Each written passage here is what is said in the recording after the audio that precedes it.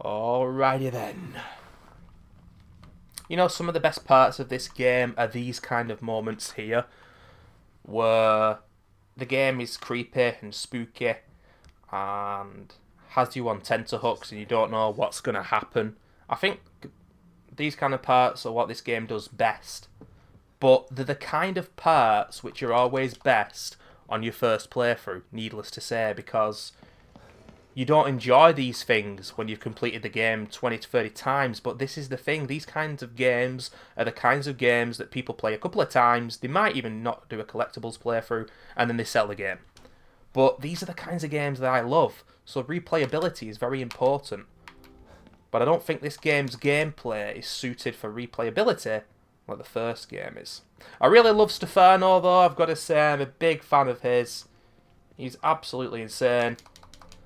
And he's a much better character than Theodore is. And when he slaughters these people inside STEM, or kills them in whichever way he wants to, ladies and gentlemen, he captures the moment beautifully. There's Baker. That's one of the search team. Baker.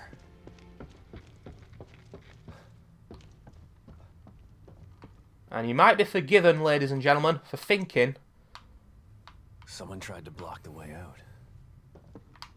Or in. that they actually improved the stamina system in this game.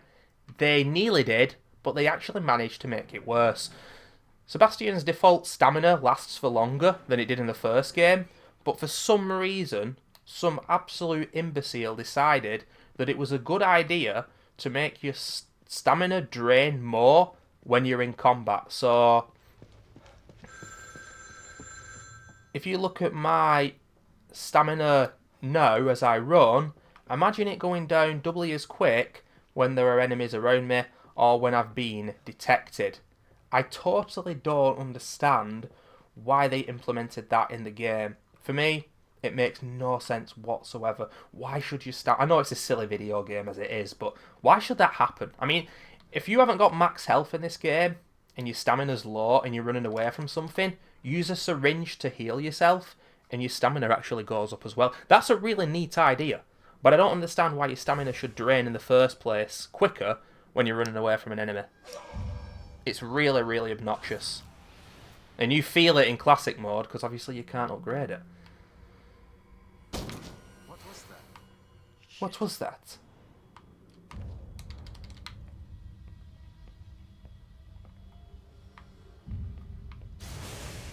Cover system. Okay, here it is. The cover system is a piece of shit and I don't like it whatsoever. That little upside down triangle that you've just seen, it's inconsistent. You can't bank on it, count on it working properly, and I just don't like the cover system in this game. The game's movement is much more like The Last of Us when you crouch like this, you know what I mean? But that game didn't have a cover system, and I must admit, I spent a heck of a lot of my time in my first playthrough of The Last of Us wishing that there was a cover system. But yeah, I don't like the cover system in this game, I really don't.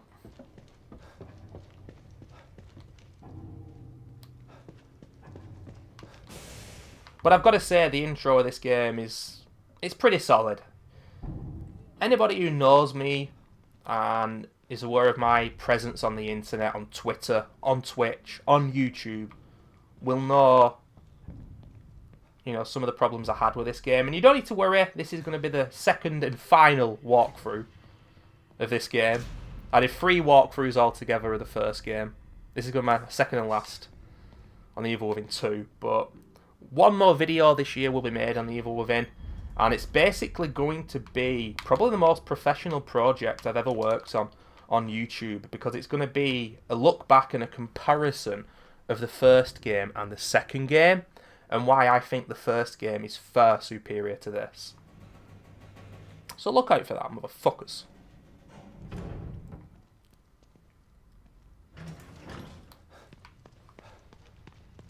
But I'm just chatting shit. I don't really have to concentrate until Chapter 3 begins, because that's when the game can become quite tricky. Chapter 3 is absolutely massive. your first playthrough, you spend probably 25% of the game just in that chapter. You're farming the resources which are going to keep you alive for the rest of the game, basically. Surprise, motherfucker. Shit.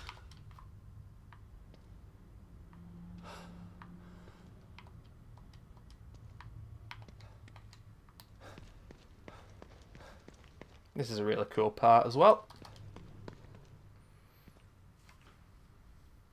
What the hell? Surprise, motherfucker. Surprise, motherfucker. This game's full of surprises. But I don't like surprises, ladies and gentlemen. Here's the Giggling Guardian.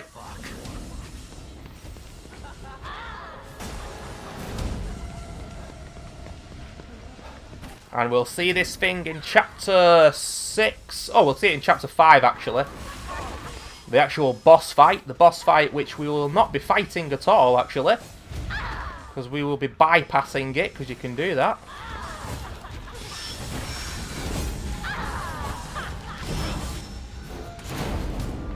And then it returns quite a few times in chapter 6 or 7. Chapter 7, I think it is.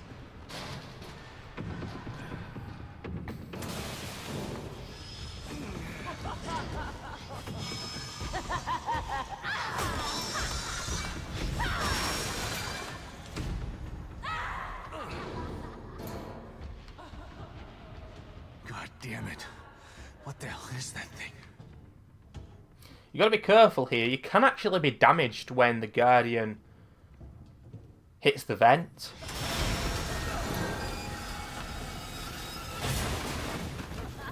If you keep pressing forward, it'll hit you, and you'll probably take, I'd say, about 20% damage.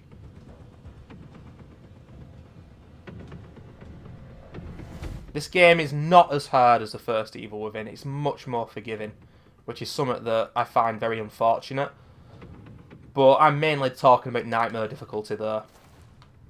Classic is still a challenge purely because of the limitations the game forces on you. Well, there's another surprise. Are they really surprises anymore? I'm not sure.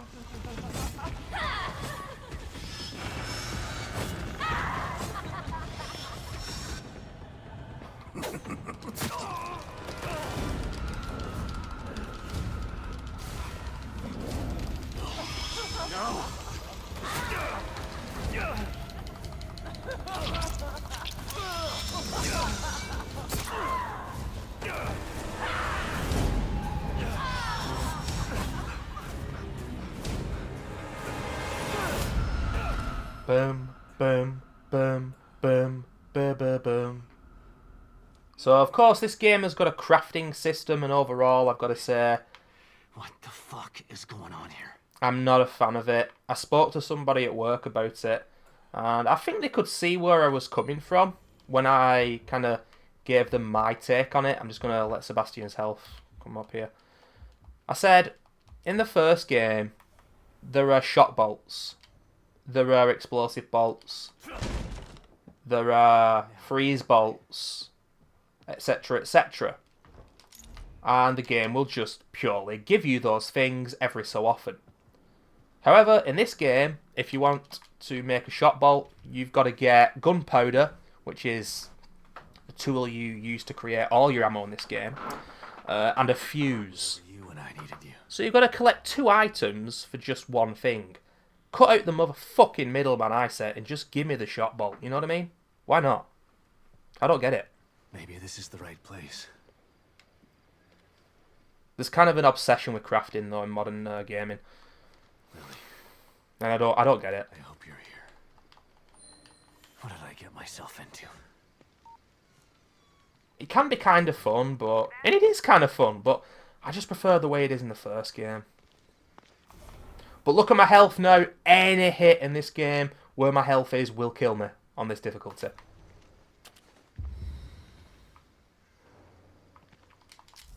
There's a herb. Shinji Mikami directed Resident Evil. He can plagiarise this motherfucking shit if he wants to. There's the semi-auto handgun. And basically, 3 herbs will allow you to create a syringe, but the game does allow you to pick up syringes in the game anyway. Don't worry, Sebastian. It's just a small, quiet town. Yeah. Too quiet. So yeah, yet again, I mean, why just not let you pick up syringes all the time? I don't get it. It's daft in my opinion. First enemy of the game, for some reason, the only one that has the ability to speak. God. Logic in this game. Do not get on. Quick turn. And get the fuck out of there. Woo!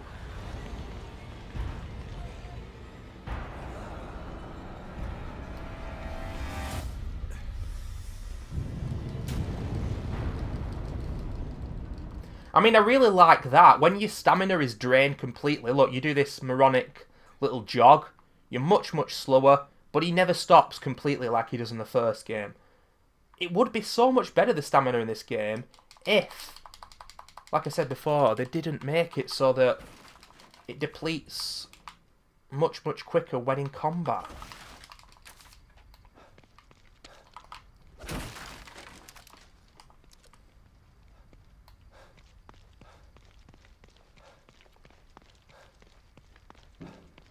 Well, this is the proper start of the game now. Start of chapter 3. And I've got to say that Sebastian's crouching speed in this game, look at that. That is absurd. Look how slow that is. One of the main upgrades, one of the best upgrades in this game, if you can upgrade, if you're not playing Classic, get the crouching speed faster. Because this is just fake bullshit. This is what this is. It's just an artificial difficulty. Look, you should be much faster than that. It's not fair. This game is based around stealth. That's the best thing you've got. Yeah. In Classic, because you're so slow and weak, Mobius members. it's advised to just run away from the enemies if you can. Damn. But those things are everywhere.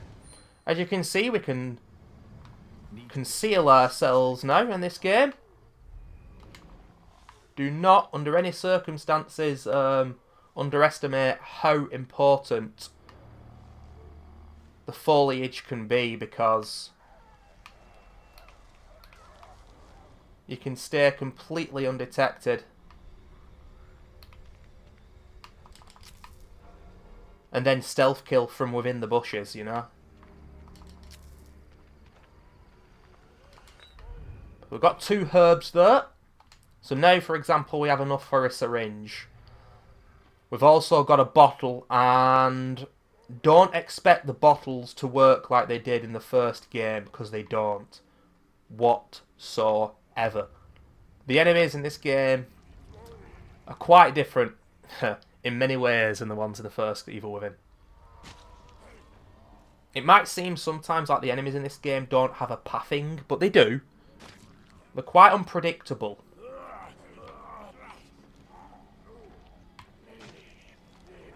They're so sporadic and all over the place.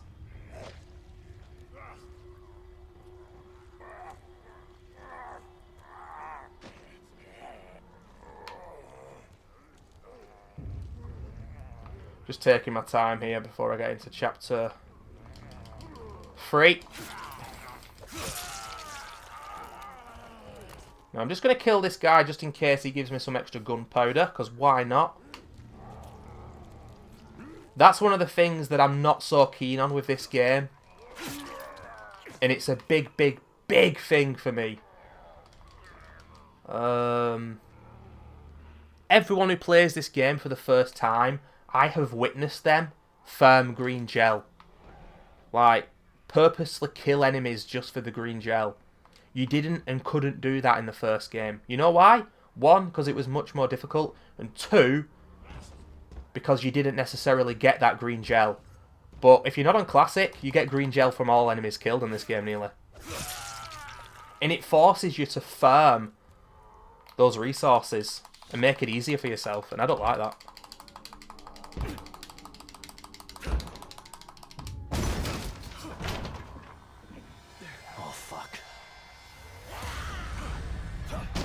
Where did they come from?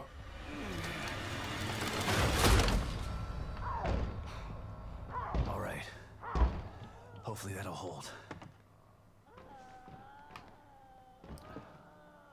Sometimes these books just go all over the place. It's pretty funny. Physics, motherfuckers.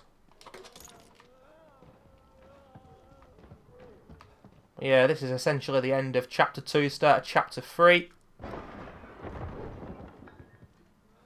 Chapter 3 is humongous, but we're going to be introduced to O'Neill. Everyone's favourite Baldy. Don't come any closer!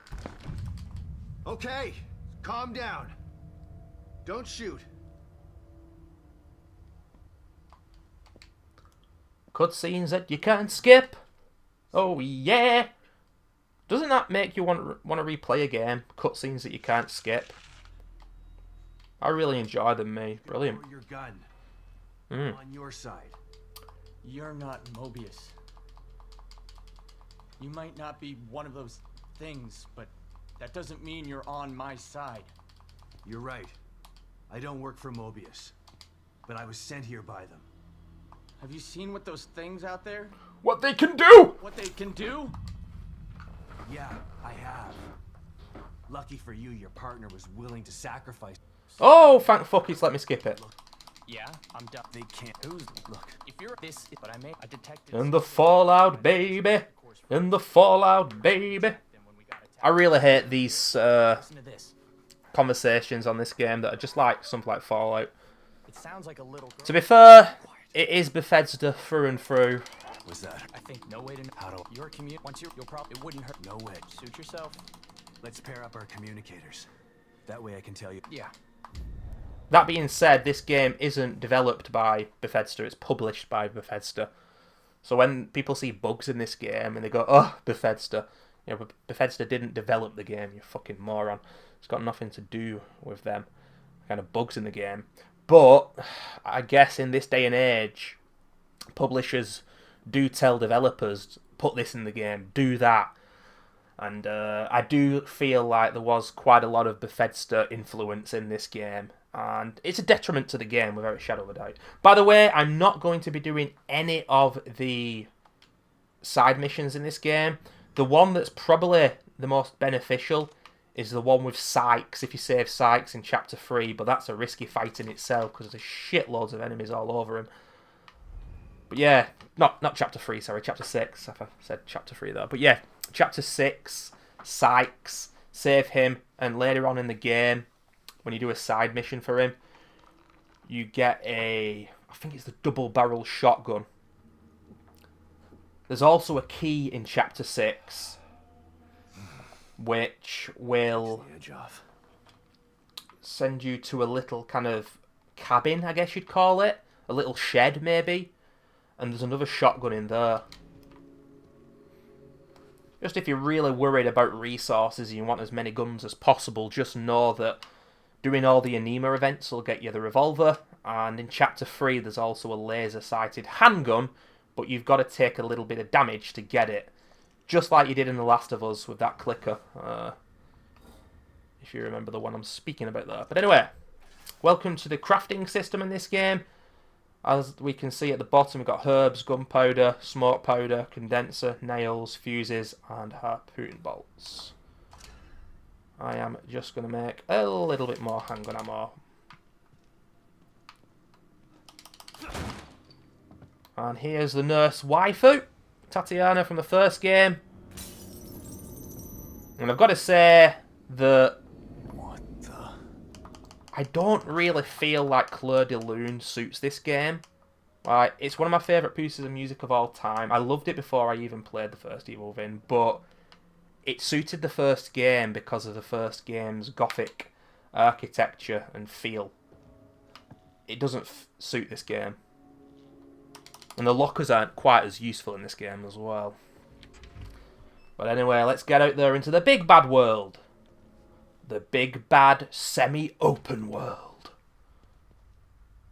And I'm a fan of linear games, ladies and gentlemen, but overall, I really enjoyed the more open parts of this game. Chapter 3, Chapter 6 and 7. But really, there's only 2 chapters which are much, much bigger than the first game. But it's the only lead I've got. And this is one of them. It's absolutely humongous. On your first playthrough, you will get sidetracked by so many things here. Like this, there won't be any Union to search. I gotta try to find that signal. Very distracting, and it can sometimes get you killed, guys, trust me. Replacement parts. And there's Lily. That's the main objective. Let's get the old map out here. There's the main objective. The map wasn't really necessary in this game, even though it's much bigger, because the communicator kind of tells you all you need to know. But anyway, that's chapter 2 done, ladies and gentlemen. See you in chapter 3 for the next video.